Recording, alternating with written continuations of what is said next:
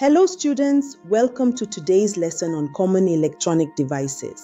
In GSM maintenance and repair, understanding electronic components is very important because these components are the building blocks of mobile phones, chargers, and power banks. Today we will learn about three important components: the diode, transistor, and integrated circuit, also known as the IC. Let's begin with the diode. A diode is an electronic component that allows electric current to flow in only one direction.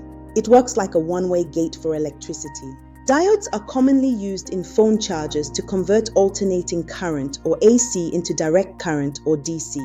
They are also found in LED lights, phone flashlights, and display backlights. Next is the transistor. A transistor is a semiconductor device used to amplify signals or act as an electronic switch. In mobile phones, transistors help strengthen weak signals and control the flow of power to different parts of the device.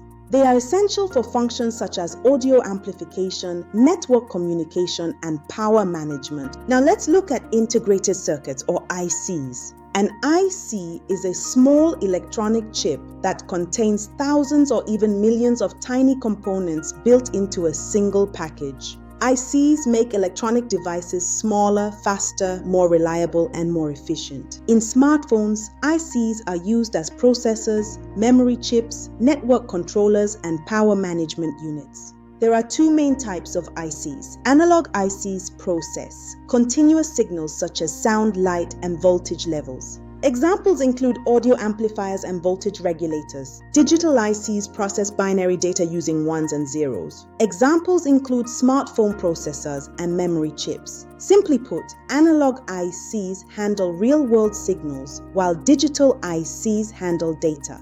Another important skill for GSM technicians is identifying IC pins. Most ICs have a small dot, notch, or marking that indicates pin 1. After locating pin 1, the remaining pins are numbered in a counterclockwise direction. Common IC package types include dual inline package or DIL, which has 2 rows of pins. Small outline integrated circuit or SOIC, commonly found on modern electronic boards. And ball grid array or BGA, used in advanced smartphone processors and memory chips. Understanding pin numbering is vital because connecting an IC incorrectly can damage the entire circuit.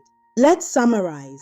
A diode allows current to flow in one direction. A transistor amplifies signals and acts as a switch. An integrated circuit combines many electronic components into one compact chip. Analog ICs process continuous signals, while digital ICs process binary data. Every GSM technician must know these layouts for repairs. These concepts form the foundation of your future career. Thank you for watching and see you in the next lesson.